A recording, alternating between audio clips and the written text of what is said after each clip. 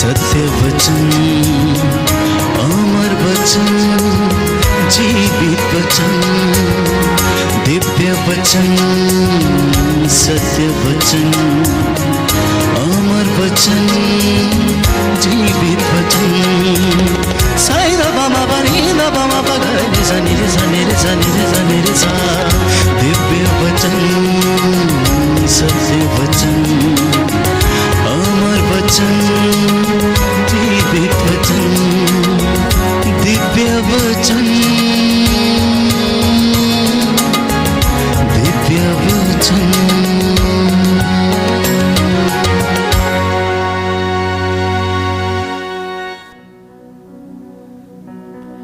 सबको जय यीशु की। प्रियजनों, आज के इस पवित्र दिन में मैं आप सभी लोगों की सलामती चाहता हूं।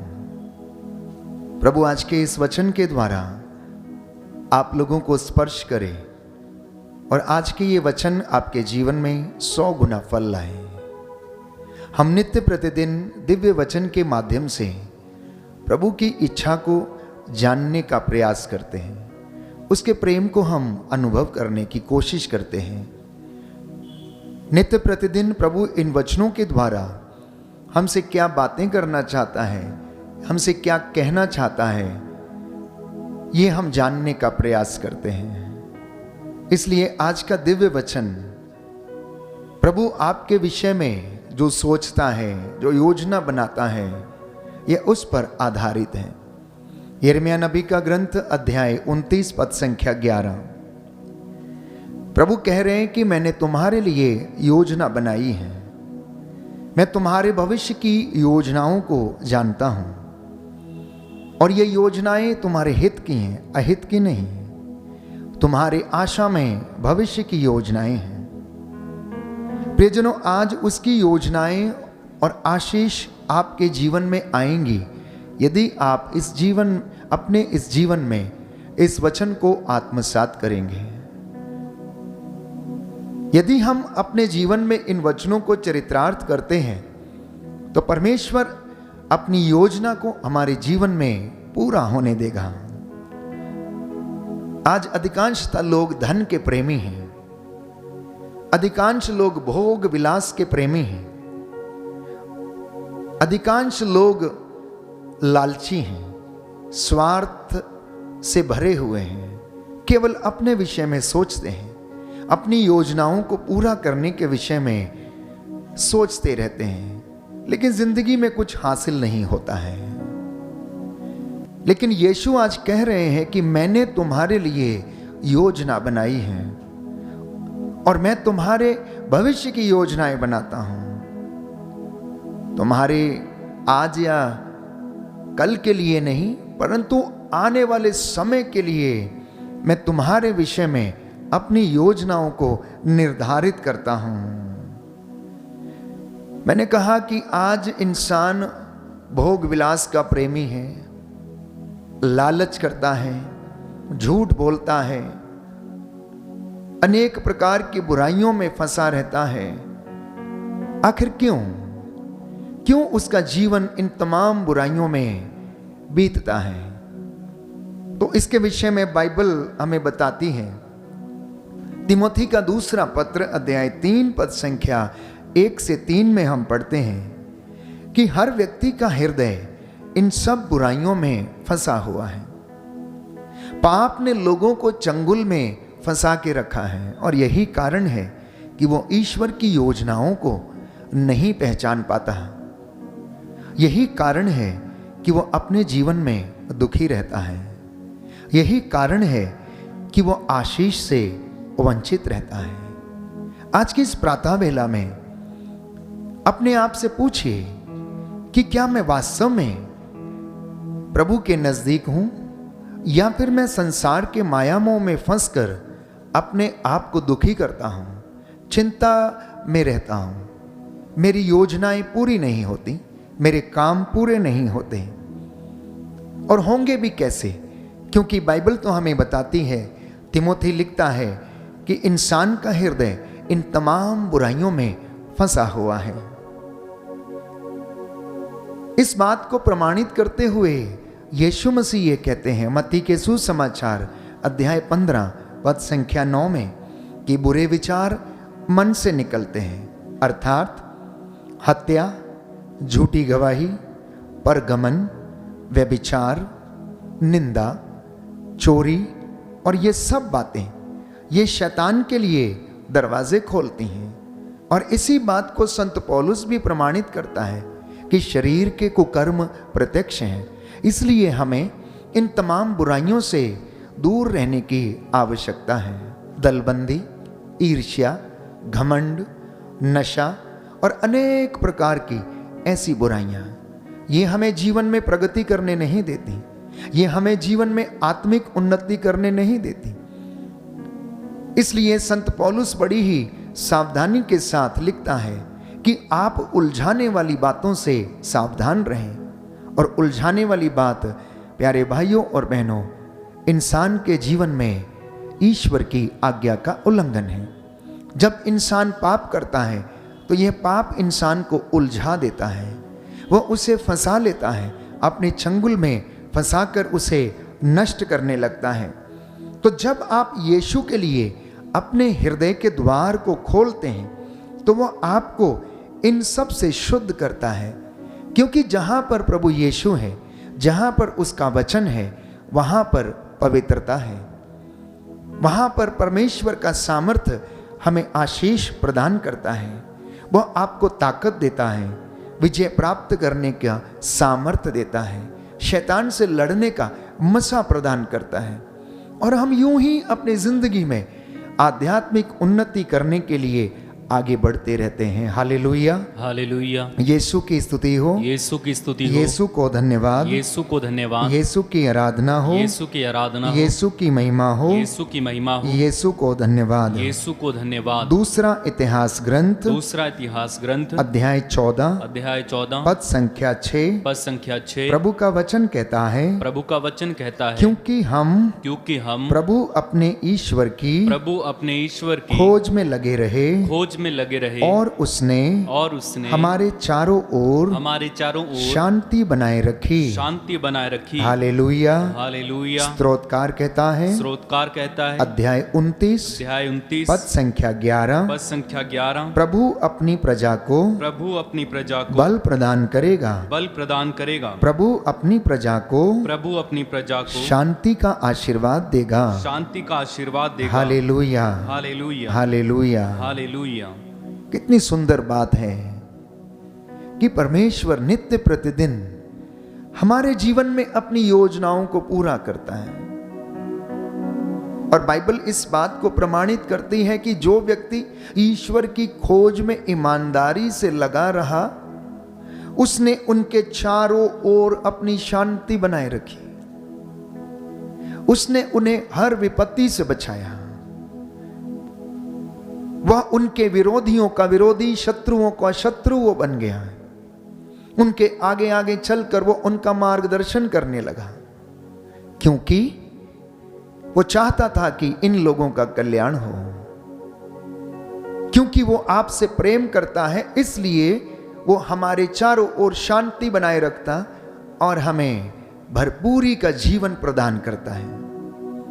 इसलिए स्तोत्रकार इस बात को स्पष्ट करता है प्रियजनों कि मुझे अपने प्रभु से बल मिलता है, वह मुझे सामर्थ्य प्रदान करता है जिससे कि मैं उसकी हजूरी में रहूं और उस शांति को मैं अनुभव करता जाऊं।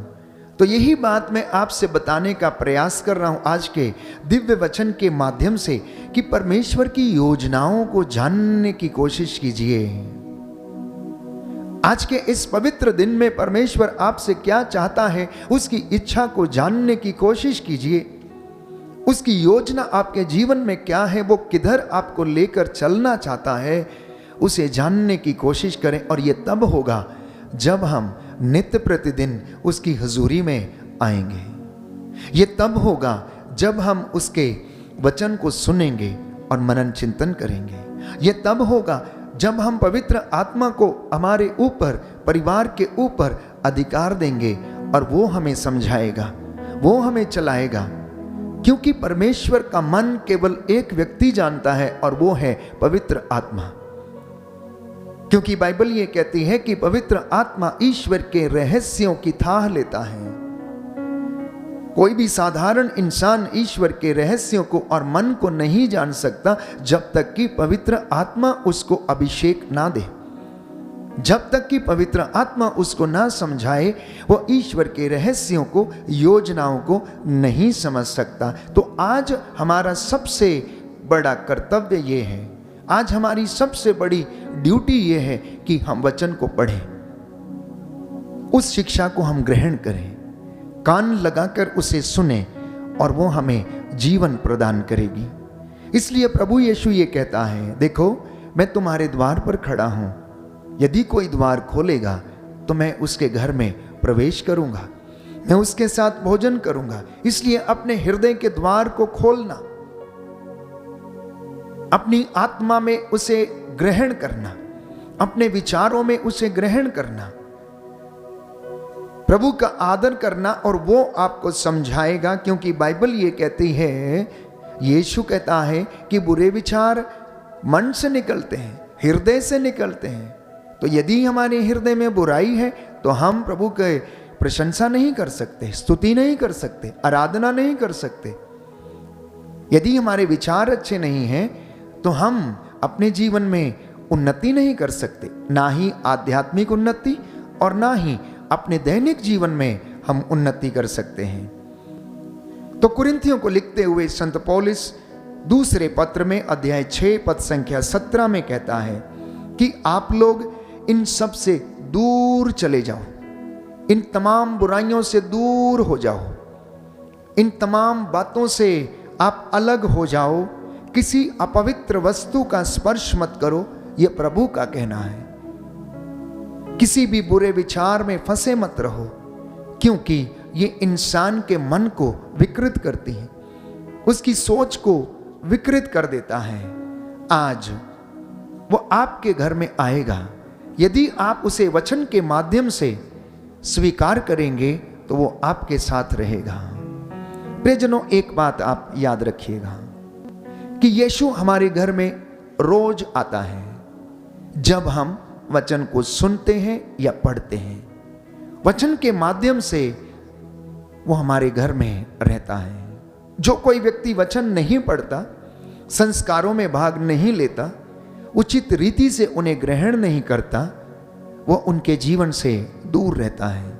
इसलिए परमेश्वर को ग्रहण करने और देखने और सुनने का एकमात्र उपाय ये है कि उसके पवित्र वचन की चर्चा करना, उसके पवित्र वचन को सुनना और उस पर मनन चिंतन करना। और बाइबल ये कहती है, यीशु ने कहा मत्ती का सुसमाचार अध्याय 5 पद संख्या 48 में कि आप सिद्ध हो जाएंगे जैसे पिता सिद्ध है, आप पवित्र बन जाएंगे जैसे कि पिता पवित्र हैं। Hallelujah, hallelujah. हे प्रभु यीशु, हे प्रभु यीशु, मुझे मुझे पवित्रता का वरदान दीजिए, वरदान दीजिए, आपका आदर करने की, आपका आदर करने की कृपा प्रदान कीजिए, कृपा प्रदान कीजिए। Hallelujah, hallelujah. हे प्रभु यीशु, हे प्रभु यीशु, आपके मार्ग रमणीय है, रमणीय है, आपके सभी मार्ग शांतिमय है, शांतिमय है। Hallelujah, hallelujah. स्तोत्रकार कहता है, स्तोत्रकार कहता है, तेरी संहिता के प्रेमियों को, तेरी संहिता के प्रेमियों को अपार शांति मिलती है, अपार शांति मिलती है। वे कभी भी विचलित नहीं होंगे, विचलित नहीं होंगे। Hallelujah, hallelujah, hallelujah, hallelujah. कितनी सुंदर बातें बाइबल हमें बताती है। स्तोत्रकार कहता है कि जो तेरी संहिता के प्रेमी हैं, जो तेरे वचन के प्रेमी हैं, जो वचन को सुनते हैं, उन्हें शांति मिलती है, वे कभी रास्ते से विचलित नहीं होंगे, क्योंकि तेरे रास्ते शांति प्रदान करते हैं, तेरे मार्ग रमणीय हैं, वो अत्यंत सुंदर हैं, वो उन रास्तों के जैसे हैं जिन रास्तों के दोनों किनारे में सुंदर सुंदर फूल और मन को लुभाने वाली प्राकृतिक चीजों से वो भरे हुए हैं, वो सौंदर्य से भरे हुए हैं। इसलिए प्रभु यीशु ने कहा कि यदि तुम मुझे स्वीकार करोगे तो मैं भी अपने पिता के सामने तुम्हें स्वीकार करूंगा, यदि तुम अपना द्वार खोलोगे तो मैं घर में प्रवेश करूंगा, यदि तुम मेरी बातों को मानोगे तो तुम सिद्ध हो जाओगे जैसे कि पिता सिद्ध है। आप पवित्र बन जाएंगे, आपकी सोच पवित्र हो जाएगी, आपका मन, आपकी आत्मा, आपका शरीर और आपके चलने वाले रास्ते भी पवित्र हो जाएंगे, क्योंकि वचन के द्वारा आप पवित्र किए जा चुके हैं। आपकी संतानें भी पवित्र हो जाएंगी और आपकी उन्नति भी, और उन्नति में हर चीज प्यारे भाइयों और बहनों पवित्र होगी और परमेश्वर उसे ब्लेस करेगा। इसलिए पेतरुस अपने पहले पत्र अध्याय 1 पद संख्या 16 में लिखता है कि पवित्र बनो जैसे कि पिता पवित्र है। तो आज का ये दिव्य वचन हमें आमंत्रित करता है। पहली बात, यीशु ये कहता है कि मैंने तुम्हारे लिए योजना बनाई है, तुम्हें ब्लेस करने की योजना है, और ये योजना मैं तब पूरी कर दूंगा जब तुम सिद्ध हो जाओगे, पवित्र हो जाओगे। पवित्र आप लोग कैसे होंगे? वचन को सुनने, वचन को पढ़ने, उसकी चर्चा करने से आप शुद्ध हो जाएंगे, पवित्र हो जाएंगे, क्योंकि बाइबल ये कहती है कि प्रभु का वचन जो जीवंत, सशक्त और दुधारी तलवार से भी तेज है, हृदय के अंतरतम में पहुंचकर हमारी अस्पष्ट आहों को वो जान लेता है और उनसे हमें आजाद करता है, हमें शांति प्रदान करता है। ईशाया नबी के ग्रंथ में हम पढ़ते हैं, प्रभु ने कहा कि मेरी वाणी आकाश से धरती के ऊपर आती है और अपना उद्देश्य पूरा किए बिना नहीं लौटती। तो जहां परमेश्वर का वचन बीज के रूप में बोया जाता है, वो अपना कार्य पूरा करता है। चौथी बात, आज के दिव्य वचन के माध्यम से प्रभु हमसे ये कहना चाहता है कि पिता की इच्छा है कि आपका शोक आनंद में बदल जाए। पिता की इच्छा ये है कि आपका शोक आनंद में बदल जाए। और प्रभु ये कहता है यूहन्ना के सुसमाचार अध्याय 16 पद संख्या 20 में कि तुम मुझे फिर देखोगे और मैं तुम्हारा शोक आनंद में बदल दूंगा। बोलिए आमीन, आमीन, हालेलुया, हालेलुया। हे प्रभु यीशु, हे प्रभु यीशु, मैं विश्वास करता मैं हूँ विश्वास करता हूँ कि आप मेरा शोक कि आप मेरा शोक आनंद में बदल देंगे। आनंद में बदल देंगे। आपके वचनों में, आपके वचनों में जीवन है, जीवन है, अनंत जीवन का अनंत जीवन संदेश का है, संदेश है। आपके वचन आपके वचन आनंद प्रदान करते हैं। आनंद प्रदान करते हैं। Hallelujah, hallelujah, hallelujah, hallelujah. प्रभु कहता है तुम मुझे फिर देखोगे, तुम मुझे फिर देखोगे और मैं तुम्हारा शोक आनंद में बदल दूंगा। आज तमाम लोग यीशु से दूर जाकर दुखी हैं, कष्ट में हैं, चिंता में हैं, परेशानी में हैं, क्योंकि उन्होंने अपनी आंखों से प्रभु की शिक्षा को दूर कर दिया है। इसलिए बाइबल कहती है, पुत्र तुम इस शिक्षा को अपनी आंखों से ओझल ना होने दो, क्योंकि ये वचन तुम्हारे लिए निरे शब्द नहीं, ये वचन तुम्हारे लिए आत्मा और जीवन है। और प्रभु ने कहा कि मैं फिर आकर तुम्हारा शोक आनंद में बदल दूंगा। कैसे? प्रभु यीशु दोबारा आएगा, न्याय के दिन वो तख्त पर बैठेगा और न्याय करेगा, लेकिन इस समय वो हमारे बीच में आ रहा है, आया है और आता है जब वचन पढ़ा जाता है। और आप जो ये वचन सुन रहे हैं उसके माध्यम से आप में से बहुत सारे लोगों का शोक वो आनंद में बदल रहा है। क्यों? क्योंकि वो आपको ढारस दे रहा है, वो आपको चंगाई दे रहा है, वो आपको हिम्मत दे रहा है, वो आपको हौसला दे रहा है। बेटे ढारस रख, मैं तेरे साथ हूं, डर मत, मैं तेरे आगे आगे चलूंगा, मैं तेरा यहोवा परमेश्वर हूं, मैं तेरा चरवाहा हूं। तमाम बातों से प्रियजनों वो हमें हौसला देता है। जब पेतरुस दुखी था, बाइबल हमें बताती है, लूकस के सुसमाचार अध्याय 5 पद संख्या 3 से 5 में हम पढ़ते हैं कि पेतरुस दुखी था, सारी रात मेहनत करने पर भी उसे कुछ नहीं मिला था, लेकिन जैसे ही यीशु ने उसकी नाव के ऊपर कदम रखा, उसका शोक आनंद में बदल गया। जब उसने बहुत सारी मछलियों को पकड़ा, प्यारे भाइयों और बहनों, उसका दुख आनंद में बदल गया। वो सारी रात मेहनत करने पर भी कुछ प्राप्त नहीं कर सका था, लेकिन यीशु के एक शब्द कहने पर उसका जाल मछलियों से भर गया। वहां पर जाल एक था लेकिन नावें दो थीं। उन्होंने अपने मित्रों से इशारे के साथ बुलाया कि अपनी नाव लेकर आओ और उसकी मदद करो। इसलिए प्यारे भाइयों और बहनों, परमेश्वर का वचन आज हमें याद दिलाता है कि मैं तुम्हें उन्नति प्रदान करूंगा, मैं तुम्हारा शोक आनंद में बदल दूंगा। आज आप में से जितने लोग दुखी हैं, हो सकता है कष्ट में हो, प्रातः की इस बेला में आप वचन सुन रहे हैं, हो सकता है किसी का बिजनेस अच्छा ना चल रहा हो सकता है कोई अपने बच्चों से दुखी हो सकता है कोई रिश्तेदारों से दुखी हो सकता है कोई अपने अधिकारी से दुखी हो, घर में चिंता है, इंस्टॉलमेंट भरने के लिए पैसा नहीं है, हृदय दुख में है, कष्ट में है, अनेक प्रकार की चिंताएं हैं। तो प्रभु ये कहता है, ढारस रख, हिम्मत रख, मैं तेरे साथ हूं, मैं तेरा ईश्वर हूं, मैं तेरी जरूरतों को पूरा करूंगा।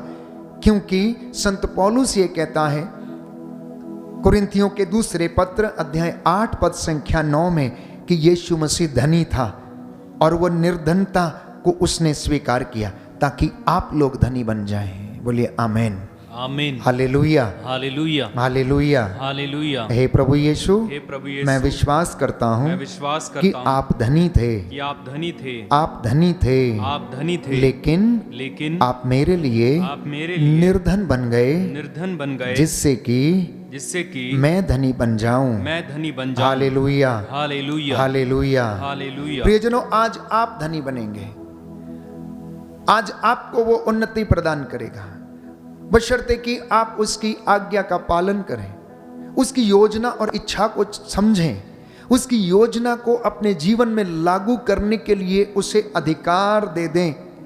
इसलिए बाइबल हमें बताती है, विधि विवरण ग्रंथ अध्याय 8 पद संख्या 18 में हम पढ़ते हैं, प्यारे भाइयों और बहनों, बुक ऑफ डिट्रोनॉमी चैप्टर 8 वर्स 18, बल्कि अपने प्रभु ईश्वर का स्मरण करते रहो, वही तुम्हें संपत्ति एकत्र करने का सामर्थ्य प्रदान करता है, क्योंकि वह आज तक वह विधान बनाए रखता है जिसे उसने शपथ खाकर तुम्हारे पूर्वजों के लिए निर्धारित किया था।